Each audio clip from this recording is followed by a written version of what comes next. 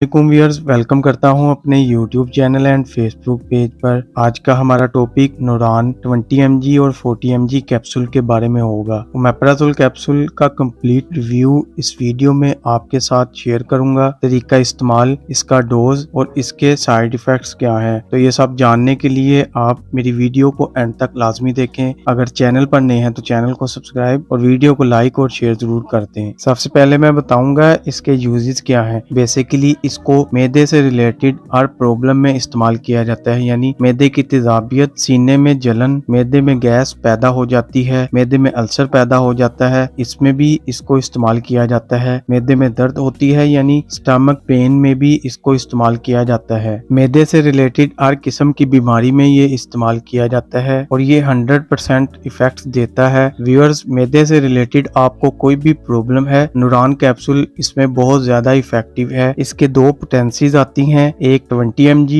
और दूसरी 40 mg। जो नूरान कैप्सूल है ये 18 से 20 साल के लोग इस्तेमाल कर सकते हैं और जो 20 इयर्स यानी 20 साल से ऊपर के लोग हैं उनमें रिकमेंड करते हैं 40 mg कैप्सूल, क्योंकि इन दोनों की पोटेंसी डिफरेंट है। नूरान, आपको इसका सही तरीका इस्तेमाल बताऊंगा कि इसका सही तरीका इस्तेमाल क्या है। नूरान कैप्सूल सुबह निहार मुंह खाने से पहले एक कैप्सूल लेना है रोजाना। अगर 20 mg